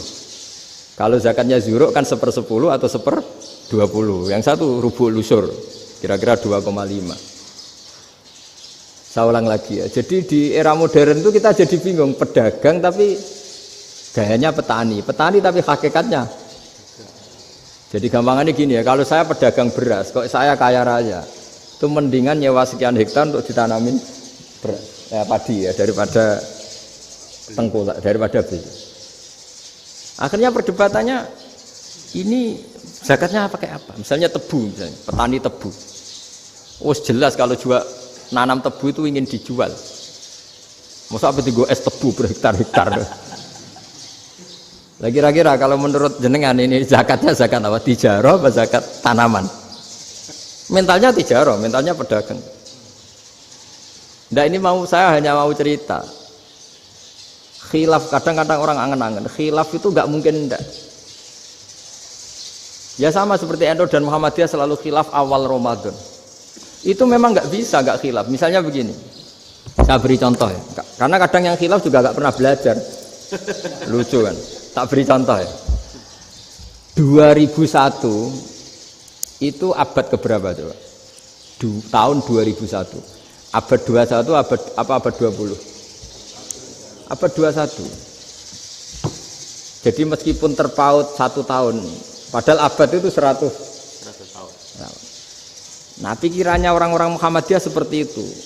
Hilal kalau sudah melewati garis ufuk, meskipun setengah derajat atau 1 derajat itu sudah ikut bulan berikutnya, sehingga ya sudah meskipun sekian derajat sudah dianggap Ramadan. Nah pikirannya orang NU enggak, harus ru'yah bil fi'li.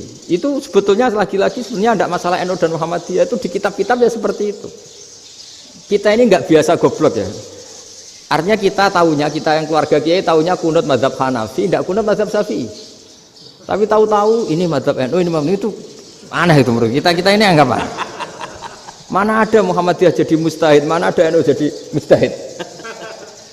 Jadi sebetulnya orang tahu semua lah kalau Abu Hanifah itu tidak kunut, Imam Syafi'i itu kunut. Imam Syafi'i pernah main di masjidnya Abu Hanifah ya tidak kunut, ditanya kenapa tidak kunut? Jenengan itu presiden kunut, tidak sanggup mati Abu Hanifah. Dulu biasa aja. Sekarang geger, ya karena tidak punya kegiatan. Sebenarnya itu nggak masalah, mulai dulu biasa. Saya teruskan ya. Nah, menurut mayoritas ulama nunggu ru'yah bil fi'li. Ru'yah bil fi'li itu gini. Mata telanjang bisa melihat karena agama ini menggantungkan perintah itu sama melihat. Kalau kamu tidak melihat itu bagaimana kena hukum? Ibarat gini, Pak Rektor datang ke rumah saya tapi saya nggak tahu. Kena nggak saya hukum harus menghormati? Dia datang nggak sembunyi-sembunyi. Saya kena hukum harus menghormati ya kalau melihat, kalau enggak ya enggak. Tapi Pak Rektor tetap bilang Itu tapi saya hakikatnya datang, jadi saya datang itu. Itu kan ribet. Akhirnya ya sudah itu nggak ada khilaf sampai mati ada khilaf karena yang satu menggantungkan hukum itu digantungkan sama tahu. Kalau tidak tahu ya, misalnya baju saya ini hakikatnya ada najis, pas sholat saya tidak tahu, sholat saya sah apa tidak? Sah. Karena hakikatnya, ya memang saya tidak tahu. Tapi hakikatnya ada najis apa enggak? Ada. Ya sudah itu sama-sama masuk akal. Ada lagi khilaf yang senam muta. Fasyamu salasati ayamin fil haji wa sab'atin idza raja'tum. Singkat cerita ada satu pelanggaran haji yang kata Allah kafarohnya itu puasa 3 hari sama 7 ketika kamu pulang, idza raja'tum, ketika kamu pulang. Dalam mazhab Syafi'i yang namanya pulang itu yang haji sudah sampai rumah. Di mana-mana pulang itu ya sampai rumah. Dalam mazhab Abu Hanifah enggak, ketika orang sudah balik kanan dari Arab Saudi, dari Mekah, ya namanya sudah pulang. Misalnya gini, ini Pak Rektor pamit saya, Pak Haris. Gus, Pak Haris mana? Ya sudah pulang kata saya, padahal sampai pandangan sampai depan. Tapi bagi keluarganya belum pulang. Lah lalu idza raja'tum ketika pulang itu bahasanya siapa? Bahasa istrinya apa bahasa yang ditamoni? Kamu ditamoni orang, terus kamu tamunya mana? Sudah pulang. Tapi tanyakan istrinya, belum pulang. Jadi khilaf-khilaf gini kok jadi geger itu kan goblok banget maksud saya itu. Jadi biasa, gini itu biasa. Jadi ya karena memang ini bukan masalah akidah, ini masalah furu'iyah, masalah fikih itu masalah furu'iyah. Mau tidak mau harus beda. Misalnya di sholat juga gitu. Wa ayu qu'udin qu'adal musolli sokhat sholatu. Duduk dengan gaya apapun itu sholatnya sah.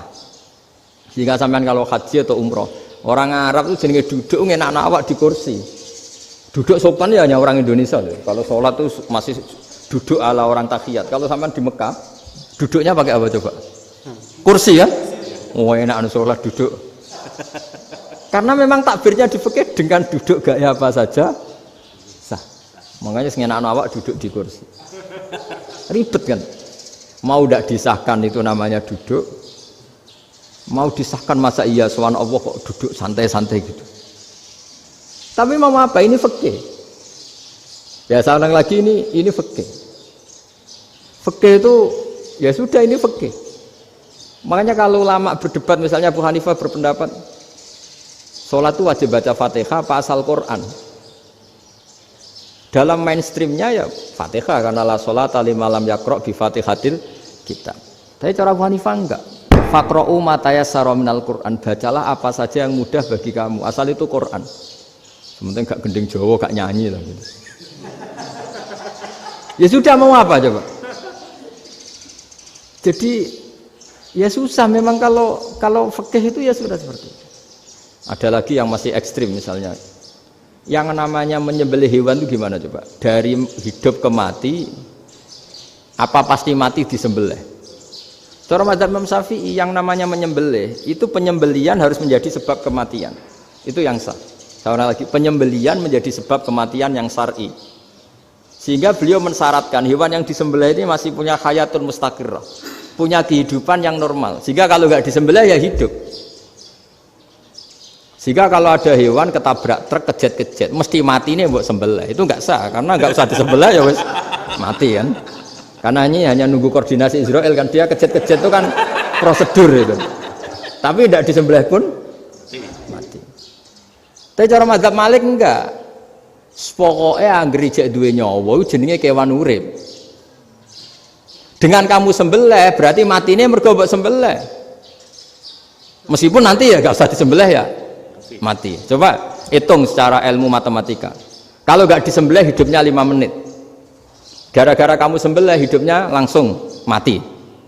Terus dia matinya cara di persidangan matinya disebabkan apa? Disebabkan disembelih apa kecelakaan? Loh, ya debat toh kamu. Sama-sama UMM aja debat.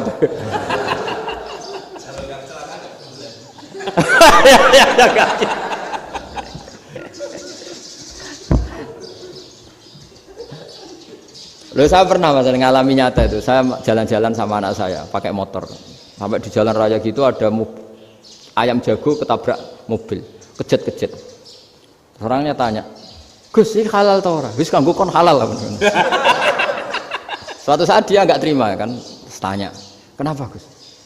"Ya nak kiai ra pantes, mosok kewan mesti mati nek tak sembelih, nak ra kiai pantes."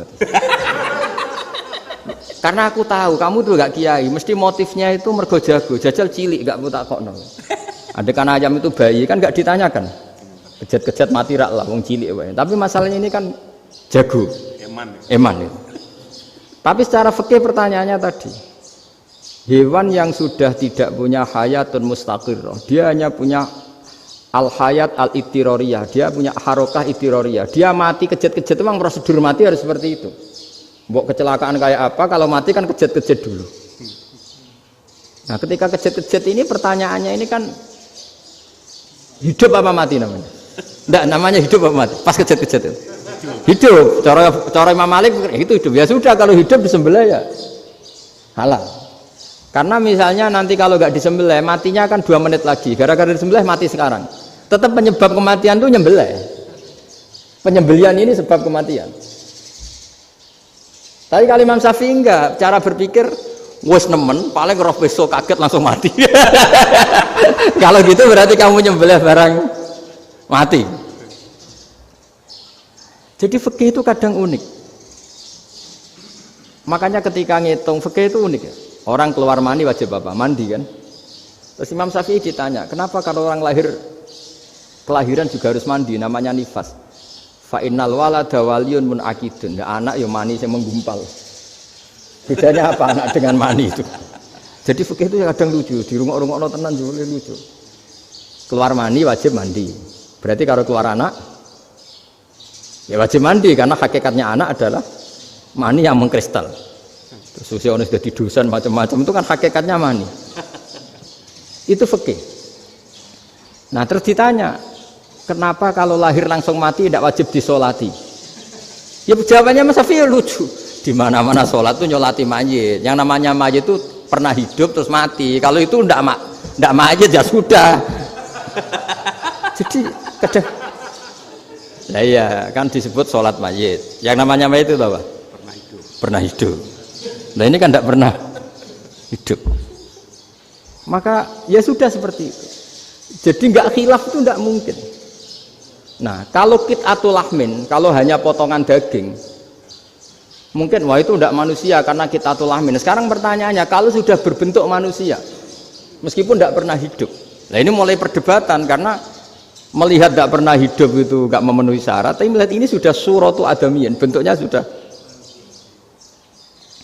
Nah kira-kira gitu perdebatan fikih. Makanya dulu awal mula zaman sahabat itu sudah debat.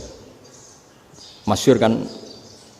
Nabi ada kontingen ke Bani Quraidah. Ya kalau kira-kira saya minta Pak Rektor kamu jangan kalau ke Malang jangan sholat asar kecuali sampai Tuban. Sebelum Tuban ternyata matahari mau tenggelam. Terus Pak Rektor milih, wah sudah sholat di Bulu. Padahal belum Tuban.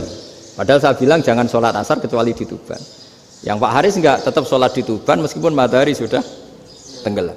Karena Nabi menyebut Tuban. Singkat cerita, zaman itu kan Bani Quraidah. La tusolliyanal asra illa fi Bani Quraidah. Kalian semua jangan sholat asar kecuali sampai Bani Quraidah. Ternyata di tengah perjalanan matahari sudah mau tenggelam, kira-kira kurang 2 menit atau 3 menit. Sahabat-sahabat, sudahlah kita sholat asar di sini. Kalau sampai sana pasti sudah tenggelam. Separuh sholat. Yang separuh enggak, kata Nabi harus di Bani Quraidah. Ya sudah nunggu di Bani Quraidah meskipun matahari sudah tenggelam. Singkat cerita 2 kelompok ini matur, ya Rasulullah kita ngalami ini perdebatan gini-gini. Di semua riwayat di hadis-hadis sahih disebut falam yu'annif wahidan minhuma. Nabi tidak menyalahkan salah satunya atau enggak menyalahkan dua-duanya. Itu bahasa Indonesia juga ribet, yang benar gimana itu? Enggak menyalahkan salah satunya, apa enggak menyalahkan dua-duanya?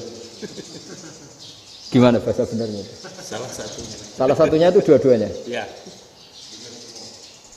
Enggak, kalau bahasa Indonesia tidak menyalahkan Kedua-duanya. Kedua-duanya apa salah satunya yang benar? Kedua-duanya. Kedua-duanya. Bahasa Indonesia itu ya kadang ruwet ya. Orang pinter kayak Pak Habibie itu namanya ya orang luar biasa. Nanti sekolahnya orang-orang idiot itu ya sekolahan luar biasa. Orang pinter banget bahasa Indonesianya ya luar biasa. Kalau sekolah untuk orang-orang yang idiot juga luar biasa. Jadi kalau dipuji luar biasa tuh gak jelas ini luar biasa ya. Gak jelas kadang bahasa kita ini kadang ya gak jelas. Nah itu gak menyalahkan dua-duanya apa salah satunya? Keduanya, tidak menyalahkan kedua-duanya. Misalnya dibahasakan gak menyalahkan salah satunya, benar apa salah? Benar. Benar, ya sudah benar semua. Jadi itu bukti bahwa ijtihad itu boleh. Saya ulang lagi, bukti bahwa ijtihad itu boleh. Padahal ini jelas yang satu harus sholat asar, padahal matahari sudah tenggelam. Makanya di antara fikih unik itu begini. Saya ulang lagi fikih unik. Saya menyaksikan betul ketika ada orang tanya Mbah Mun saya ini Kopassus. Kadang latihan itu sampai waktu zuhur habis. Saya harus bagaimana? Jawabnya Mbah Mun itu unik. Sementing ojo ngosor sholat. Engkau ya ojo niat jamak. Atok kodok katanya. Singkat cerita terus orang ini diskusi sama saya karena ini ya alim pernah mondok. Kenapa kosor tidak boleh? Karena kosor itu ekstrim, merubah bentuk sholat dari 4 menjadi 2. Maka alasannya harus jelas. Harus jelas itu orang yang latihan di Kopassus itu kan dia sudah berasrama di situ. Berarti dia sudah tidak musafir karena asramanya di situ, sudah mukim. Kalau dia kosor itu merubah bentuk sholat dari 4 menjadi 2. Merubah itu ekstrim. Tapi kalau dia qadha itu hanya mengakhirkan sholat dari waktunya. Kira-kira kalau kamu jadi malaikat ekstrim mana? Merubah sama menunda? Ekstrim merubah kan? Karena 4 menjadi 2. Terus ojo jamak takdim tapi jamak takhir. Itu juga penting. Bagi pengkaji fikih itu penting. Kalau jamak takhir itu salah-salah sithik ora pati popo. Kenapa? Kan mirip duhur qadha. Kalau jamak takhir kan tapi kalau jamak takdim asar kok di waktu duhur ekstrim mana? Perubahan takhir sama takdim itu ekstrim mana? Ekstrim takdim karena melakukan sesuatu belum waktunya. Belum waktunya. Jadi itu memang ya memang tadi kajian-kajian fikih itu memang unik. Karena bagi ahlinya, saya ulang lagi tapi ini saya ulang lagi bagi ahlinya. Makanya ketika Nabi menjamak sholat ketika nusuk, ketika haji itu kata Imam Syafi'i lis safar. Karena Nabi pergi jauh karena rumahnya Madinah.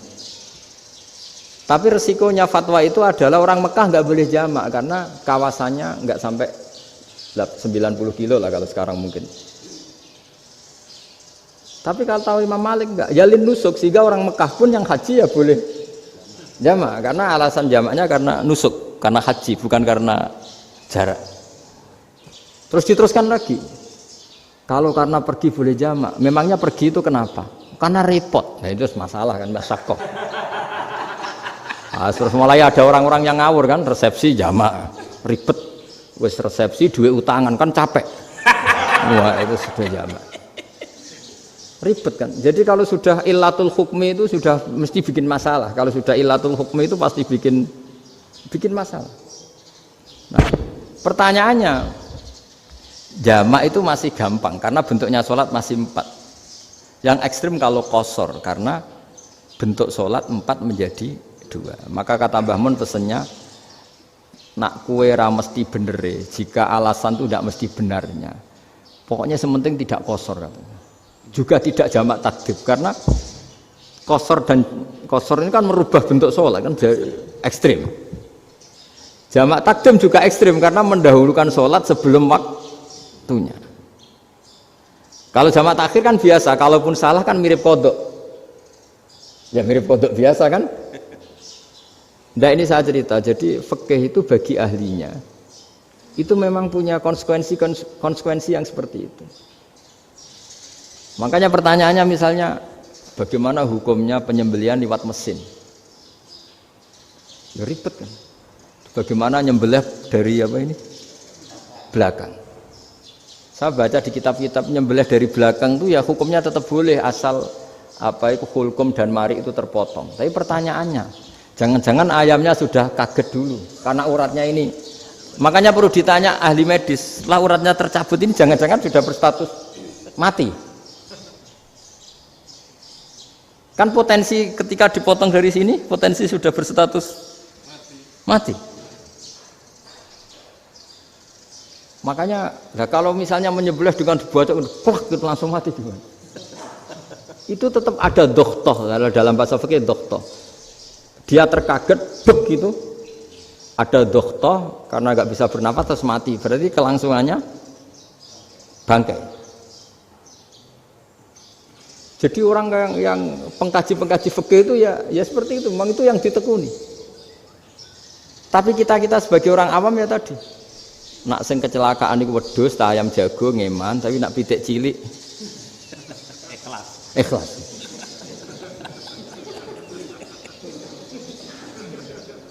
Makanya ada pertanyaan orang-orang, saya pernah ditanya itu ya bingung tenan. Gus, kalau ada orang mati oplosan misalnya, jenengan datang sholat enggak? Ya datang sholat kan, dia orang mukmin, saya tetap sholat. Kenapa? Ya kan matinya oplosan. Tapi andekan tokoh yang mati, kamu sholat enggak? Ya sholat kan dia tokoh. Jadi ribet. Fikih itu ribet. Makanya Imam Nawawi nanti ngendikan gini.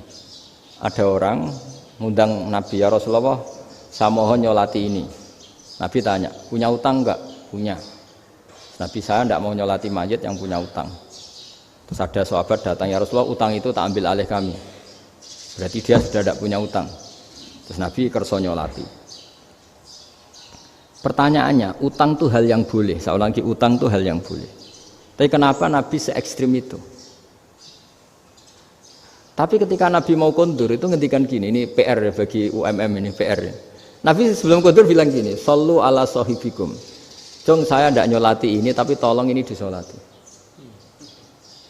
Terus kata Imam Nawawi, dianalogikan atau dikiaskan siapapun pelaku dosa besar atau mati dalam keadaan tidak benar, misalnya pas dugem mati, pas oplosan mati, itu sebaiknya tokoh-tokoh itu enggak nyolati karena nanti dianggap penghormatan. Misalnya ketua PP Muhammadiyah rektor nyolati wong mati oplosan, kan keren. Mati oplosan disolati rektor. Ya sudah, tapi kalau nggak disolati nanti ada tradisi yang keliru, yaitu janazatul muslim tidak ngalami disolati. Padahal siapapun yang muslim, janazahnya harus disolati. Makanya setengah-tengah, ya rasa rektor lah, bu satpam, pokoknya kudu tetap ada yang sholat gitu. Itu kata Imam Nawawi. Jadi ketika ada orang mati nggak benar, itu sebaiknya tokoh-tokohnya nggak ikut nyolati, tapi awamun nas, orang kebanyakan ikut sholat. Jadi fikih itu agak jelimet karena tadi ketika tokoh ini nyolati, pertanyaannya bedanya apa mbek sing mati ning masjid mbek mati oplosan? Karena sama-sama semua orang nyolati, kan tidak ada sanksi sosial itu. Tapi ketika nggak disolatkan sama sekali, wah lebih parah lagi. Ini ada janazatul muslim tidak disolati. Sehingga kata Imam Nawawi, ini hebatnya Nabi tengah-tengah. Jadi Nabi kundur, jong saya tidak nyolati, tapi sallu ala sahibikum. Ya tapi ini kamu harus nyolati. Kata Imam Nawawi, orang yang mati bunuh diri, orang yang mati oplosan, orang mati secara enggak benar itu asal dia muslim tetap wajib disolati karena sholat ini hakul muslim. Kan seorang muslim diantara haknya apa? Ketika mati dikafani, dimandikan, disolati. Tapi ini masalahnya matinya pas murtakibul kabiroh, pas melakukan dosa besar. Dan itu sebab kematiannya. Kalau dia oplosan, kan sebab matinya ya karena oplosan. Ya kan terus ribet. Mau disolati oleh, apalagi misalnya kita ketua ulama, kemudian terkenal wali, wah keren, mati oplosan itu disolati wali, kan ribet kan. Nanti yang repot malaikatnya. Itu ya, ini yang nggak kata bahaya. Saya pernah baca kitab itu yang repot malaikatnya. Itu ada yang bilang gini, orang yang punya hutang itu pasti nanti hisabnya berat. diaudit malaikat sampai bisa nyaur utangnya. Sementara malaikat kena konstitusi, kalau Nabi mendoakan harus mustajab. Ini kan ada dua hukum yang berlawanan. Sekali Nabi berdoa, Allahumma ighfir lahu warhamhu, itu harus dituruti malaikat. Enggak boleh doanya Nabi enggak dituruti malaikat. Sementara aturan Islam juga harus dituruti, bahwa orang yang punya utang harus tersandra oleh utangnya. Tapi nak sing dunia Pak Haris kan, enggak tekno.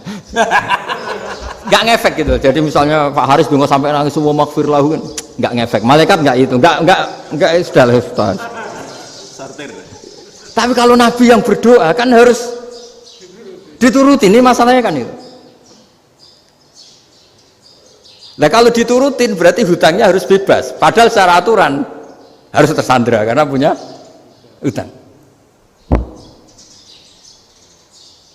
Dan nanti sama kalau yang mati oplosan ini yang doain wali, kok wali sampai Allahumma ighfir lahu. Doanya wali kan harus terkabul. Sementara secara hukum dia harus kena sanksi karena oplosan tadi. Daripada ngerepotno malaikat, sudahlah wali-wali ini tidak usah ikut nyolatin, yang nyolati ya orang-orang nggak jelas ini, sehingga kan malaikat kan santai aja kalau mau nyiksa. Loh tapi kan sudah didoain, nggak ngefek. Karena doanya orang-orang nggak penting. Itu ada tuh di sarah Muslim itu.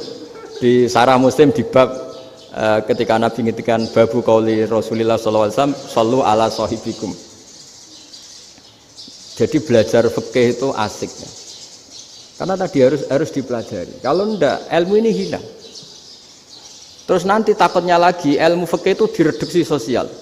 Terus misalnya gini, pepe wong cilik wae kiai-kiai ra gelem nyolati. Orang melihatnya ini karena yang oplosan wong cilik om larat ra disolati. Jajal bupati ya disolati, mergo amplopnya gede-gede. Kan terus ruwet kalau dianalisis gitu kan ruwet. Makanya kenapa saya harus ngomong fikih supaya semuanya itu enggak didudukkan urusan sosial itu.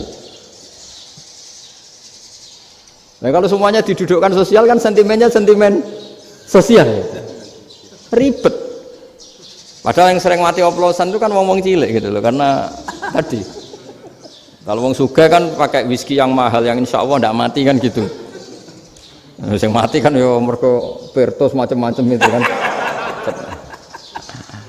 Artinya ini kalau nggak diterangkan secara fikih, kiai-kiai yang nggak datang dikira masalah sosial kan. PP salam tempel era gede terus enggak datang kan terus jadi ribet. Ya makanya ini apa lewat pengajian ini supaya sampean lebih tahu ya bahwa khazanah Islam ini kata beberapa ulama kafatal linnas, maknanya semuanya, sehingga Allah akan mentakdirkan kajian Islam akan ada di seluruh dunia.